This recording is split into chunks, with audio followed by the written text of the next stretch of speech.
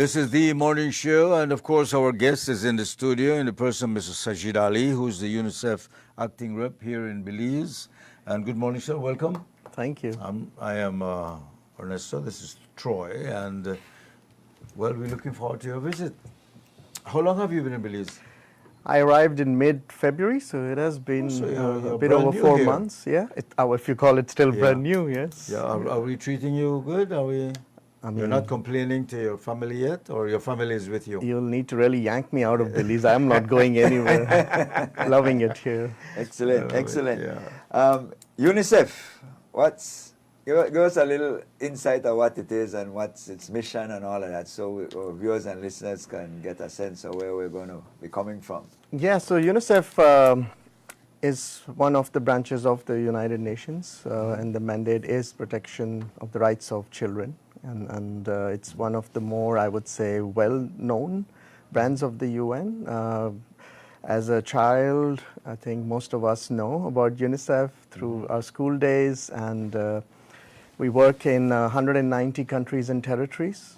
We're going to celebrate 80 years soon, so it's been a long 80. journey, and we really our work with the governments, with communities, with other partners in every part of the world, whether it's on education, it's on nutrition, health, and I would say now even looking at the climate risks that children face, and child protection, one of the most important part of our work. Excellent. What are some, as you talk about these ventures and areas that UNICEF tries to cover, when you look at Belize and a whole, being here and maybe looking back at some of the historical records, what would you deem to be some of the greatest challenge or exposure that are affecting our children here in Belize? So UNICEF has been working in Belize since 1954, but we set up operations in 1981. So it's been a long association over here. And it's not unique to Belize, but child rights are under attack everywhere in the world right now. So I would say in Belize, strengthening the education curriculum, I would say more legislation on having stronger protection of children, having more coverage in terms of health in every part of the country. And now with climate on risk on the rise and other, I would say, shocks that we have, whether it's with emergencies or with natural disasters, how do we ensure that schooling continues, children in school are safe and beat the heat, and they are in a place where they're comfortable, and the schools are a safe place for them to be in. But we also work on infrastructure in terms of water, health and sanitation, WASH, and we do hygiene and sanitation, and the connection with water and school is very important. Okay. Yeah. Connection on children and health is very important. So it's like an integrated service that needs to be provided for every child. How do you ensure these things happen? These things happen with the collaboration of governments, with the collaboration of communities, local partners, other UN entities, and also our donor community who helps us make some of our work happen and the projects being implemented. So we look more at system strengthening. We don't want to just be quick fixes and reactive. We want to get to the root of the issue and make sure that how do we stop children from suffering or children from not reaching their full potential in their lives. Our government has signed quite a few memorandums protecting children with UNICEF, and if you compare to what's happening to children around the world, Palestine, the Sudan, it's really, it wants to make you cry. These kids are going through hell. That makes your job difficult. So I guess being in Belize, we are doing okay.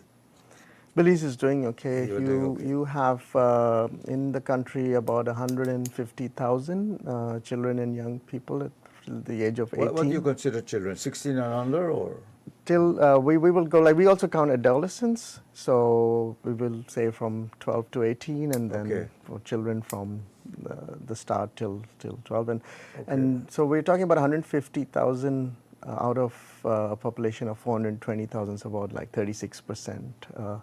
And it's one country where it's possible to reach every child with services that they deserve and they have a right to. So Belize is a country, it's a good example of how the UN and the government and communities can work together. Yes, you're right, there are much more tougher places in the world, whether it's for security reasons, whether it's the collaboration with governments, whether it's the lack of resources and funding. Yeah, you could see like the Palestinian situation is certainly one Children where are kids getting are killed. under, they're being killed just by being in the line of fire. Yes. So again, children are never at fault for anything that happens To them, true, but they are the biggest victims. They are not responsible, I would say, for creating security situations. They are not responsible for overuse of resources. They are not responsible for emitting gases or let's say in terms of the like climate, they but they didn't suffer. ask to be here. When you look at Belize and you're talking that you believe that where we stand in terms of our population size, that most children or almost all should be able to have access to some of these benefits that you talk about. What it is that would be on the horizon for UNICEF to be able to kind of reach as much for various areas? Is there any milestone event that is coming up or you have planned for doing that? For us, at the end of the day, we would like to hand over, whether it's schools, whether it's water facilities, whether it's health facilities. We are there to provide technical expertise. We are there to implement or pass or help pass legislation. We want to hand over, and we don't.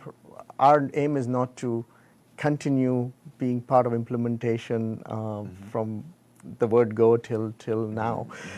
So we want to make sure that sustainable solutions are there, which can continue. And again, not a lot of places are left, but there are still places where we still need to maybe reach out, or with schools connected to water facilities. We're using solarization for that now. Okay. And a lot of villages, especially in Toledo, that we are working in. So there's always going to be some, I would say, part of the country which is less, I would say, connected, or the infrastructure less developed than others, but at least there should be a minimum level of services that children should receive throughout the country. How involved is UNICEF, say, if the government sets out to, say, build a school or a school building? Do you have any involvement in ensuring the basic amenities that are child-friendly and all of that to be put in place, or it's just they're on their own and you don't have that relationship? No, it really depends. Not in every school we will be involved, but we have a very good relationship with the Ministry of Education, with the Ministry of Rural Transformation. So whether it's the school building, or whether it's the curriculum, or whether it's facilities, training of teachers, or it's strengthening the school system itself. We'll follow up to Troy's question. How do you do your job? Do you actually go out and look for problems, or you work link with the government and say, okay, where do you need help? How does UNICEF work? So it is a combination. The government has its own action plan. They invite us to be part of it. We have our own action plan, and there are always areas of collaboration that we can work together. We cannot work alone or in silos. Obviously. We do need. So I'll give you an example. If we do set up, let's say, a water facility in a village, the government will, the Ministry of Rural Transformation will be the ones to make sure that digging is done of the wells, and then the infrastructure, they help us with it. The biggest contribution comes from the government. We are there, and we can help. We can help in terms of getting some of the equipment, and install, and also the expertise on how Expertise, do you yeah. You bring in a connect. lot of We do bring in a expertise. lot of expertise, and going forward, that is our aim, to strengthen expertise in the country, even with Belizean nationals, to have more stronger technical capacity in the country. Yeah. When it comes to the children's health, let's say the issue with vaccines and things like that, you do promote or advocate for child vaccination. What happens if the government says, no, I don't think we're going to do the vaccination? What would you, how do you handle something like that? It has happened in places, but mostly I think with the pandemic, it was a very good an eye opener for the whole world, where vaccination became mandatory in most countries, which even did not believe in them. Everybody started thinking vaccine. I think the important part is the communication from our side on what this vaccination is for and what it's not for, because that's a controversy that can come in with different vaccination. There are some vaccination which have no controversy, and it's very easy to, and there are others where it could be a misunderstanding on the purpose of the vaccine. So for us, we've seen in Belize that vaccination has mostly been a big program, but also it has not been big. I would say we haven't faced any strong resistance in terms of vaccination. Yeah. And the government has been very well stocked with vaccines. The recent one was the sort of back and forth with this HPV vaccine being given to young females in schools, and there was a more church sort of pushback. How you intertwine yourself in that kind of situation as UNICEF? How does your mandate allow you, or what your mandate allow you to do in situations like that? Yeah, so a few weeks ago, I was at the launch of the national, I would say, health workers strategy, and we had Minister Bernard with me, and I mean, he was getting those questions. For us, we know very clearly what the vaccination is for. It's more for cervical cancer prevention, and that's the message we will be very clearly giving, and there is no hidden agenda or nothing else there that we need to communicate or clarify. So it's very clear for us. So we try to be very open about what the vaccine is for, what's its intention, and then of course it's the actual, I would say, application of the vaccination is done locally. So that's also the communication part that the government makes and clarifies. So yes, there will always be supporters and opposers to it, but I think if a dialogue takes place and there's understanding on what is the reason and what are the concerns, and that can be addressed, then we move forward. But I suspect you only advise. You don't get involved. No, we don't get decision- involved. It's not our decision place making to and do on. so. You advise. Yeah. Coming from UNICEF. I see on the screen, in terms of some of the projects you might be undertaking, something called 501 Girls. Yeah. What is that? And I see your assistant or your bodyguard have on a shirt that speaks to that as well. So what is that? No, it's an amazing initiative. Lead like a 501 girl, and it's bringing more females into tech, into information technology. Okay. And the event I went to, for me, that has been a highlight of my time in Belize, where we brought in students from all over, female students from all over the country, and they were there for and I would say a whole day, cracking codes, getting into systems and having activities and competitions, and that for me was great. I have a daughter, and I understand, and she gives me a very tough time, but technology is something that she loves, and I can see how it helps her being competitive in her studies and later on in the workplace. So that's something we really need to adopt, and it's globally seen that there are more men than women in this field, and even within UNICEF we have that issue in our workforce, and we had to put in special measures to get more women into the IT functional area. And what was the reaction like in terms of the aptitude and the and the enthusiasm? I was very impressed and actually very proud of what that event was and how we're going to take that forward. I mean, this is not a standalone event, and it will continue to happen because you can't reach everybody with one event. You need to widen the net and then maybe have more of them. It's something I have not seen in other countries, so I was quite impressed by this initiative with the Ministry of Education. Where were you before you came to Belize? Many places, last in New York, before that in Washington DC, in Switzerland, in Laos, in Vietnam, Thailand, Pakistan, so quite a few places. Your passport is filled. Passport is filled and renewed on a regular basis before it expires, yeah. But no, but that's the rewarding part of the job, that you do get to work in different places and you do learn and you do get to share your own experience and expertise. Right. Because I want to ask you, how does Belize fit into the Central American level when it comes to, well, child labor, for instance, child health? I think we're doing pretty good, aren't we? Yeah, Belize is doing pretty good, I would say. There are issues, and like every country does, but the scale of it may not be as much as some of the other South American countries. Of course, having a relatively smaller population also helps to address the issues in a timely way and having the resources to do that.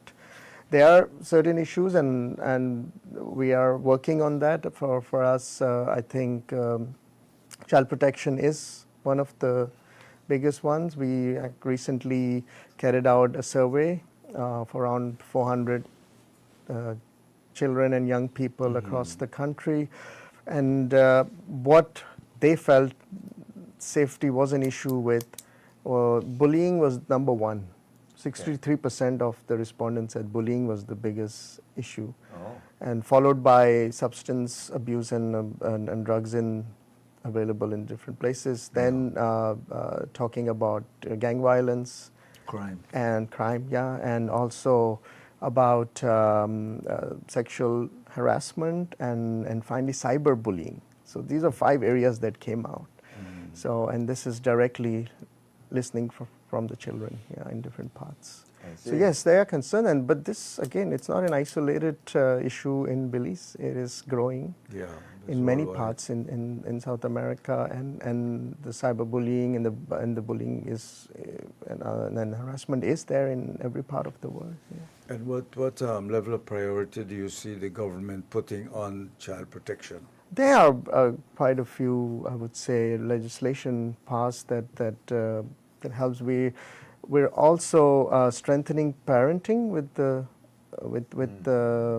help of the government and the Ministry of Human Development.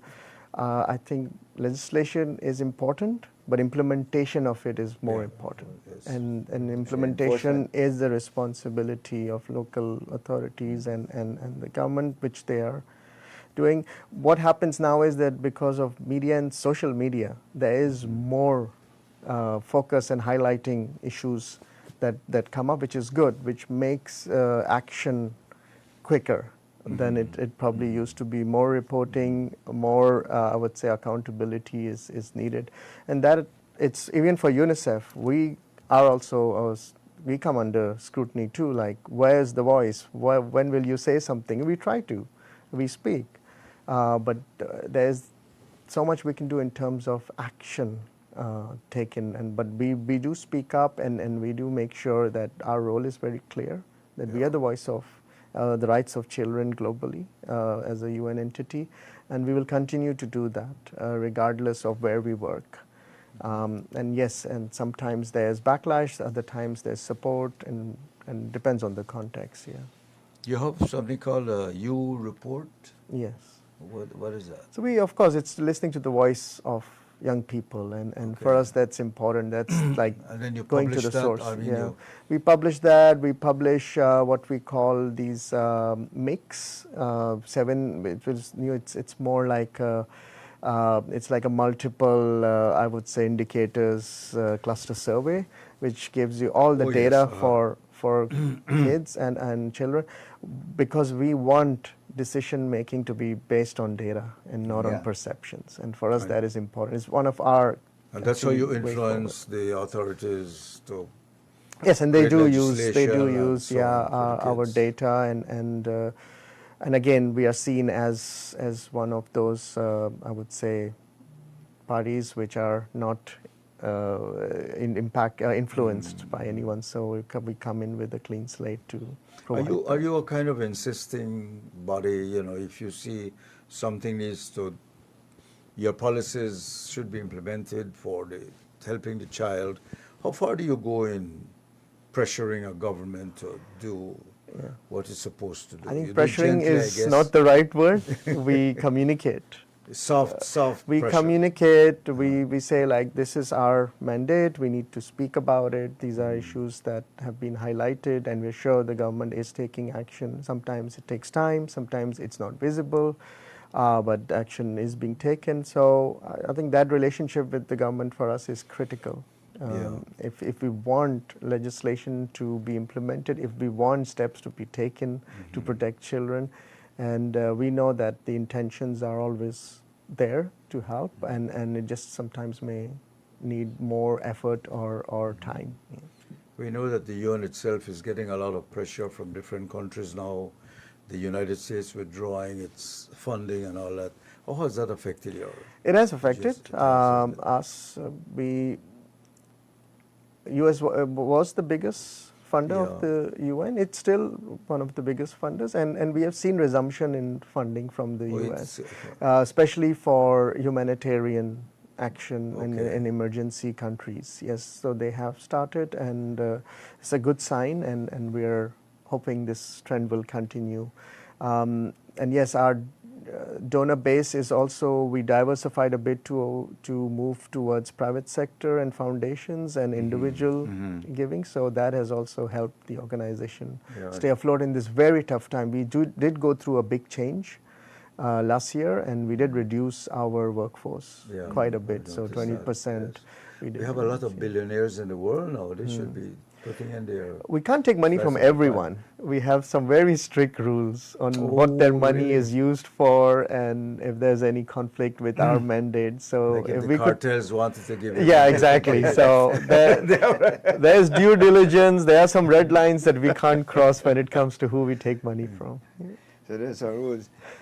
When you look at the overall classification of our young people, as even as it relates to education, how significant your communication are in trying to see where we place our kids in terms of the education classification? And why I'm asking is you have a segment of our population who many persons believe are not going to be academic or focus on academia.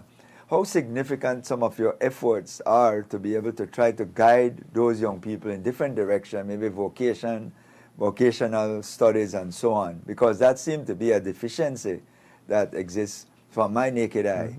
I don't know what your survey says, but from the naked eye, we seem that we keep hearing not everybody is cut out for academia. So what the hell do we do with this other group of people then? That doesn't want to get educated via the academic components. So when we did the survey, recent one that I was speaking about, 30% of the respondents were also working. Okay. And we're talking about persons till the age of 18, yeah. So you can see that is something which, to survive now, young people have to do while studying, to also be, to work, of course, at a legal age of working. But we're also focusing a lot on skills building now. I mean, yes, you need to have your schooling. The basics need to be there. You need to be grounded. But skills building is getting more important than a degree would be in a few years. And college degrees will be irrelevant in our lifetime. We know that. Yeah, that's true. And with technology, with what artificial intelligence is helping us with, and rather than seeing it as a threat, you see it as an opportunity, or those who know how to use it and utilize it will be more marketable in the workforce, rather than those who will decide not to do that. So skills building for me is also when it comes to when you move into your professional career, the human-centric skills will be very important in addition to the technological skills that you have. Whether it's leadership, management, whether it's, I would say, collaboration, networking, creative thinking. So those skills will be, they will be very critical when going forward in our work. And we are finding it even as employees of UNICEF on how we need to diversify our experience and skills, because maybe our experience is out there and it's available with the click of a button on the answers we knew about or solutions we knew about different problems. But how do we further go on and utilize this technology? And I think children need a safe space for that. Young people need a safe space. You don't have to go anywhere now. If you're connected online, you can learn a lot. And that's what we also promote. In some cases, virtual learning will be the solution, but our first preference is to keep the schools open and for children to be in school. Excellent. You know, UNICEF is here helping Belize with the children, but can the average Belizean give any kind of support to UNICEF, or I don't know, is there anything the average Belizean can do to support UNICEF? I mean, everybody can help UNICEF. We have national committees in different countries who raise funds. They can go online and also donate to UNICEF. But I guess it's more about supporting the work we do. Also, it doesn't have to be monetary. It's speaking positively about the experiences. It's about providing more awareness to others about education, about health, about nutrition. So I think it's many ways that you can help UNICEF. As I said, you don't always have to give money to help UNICEF. Yeah, I guess Belize is quite laid back and easy to work with. Not like the WHO and Ebola in Africa, and the traditions and cultures of the people resisting the work of an entity like the United Nations. But if you didn't know, I mean, UNICEF, like you said, has been here for many years and has helped Belize set up its policies and how to handle its children. I think recently we had the question of child labor came up. What's the definition of it?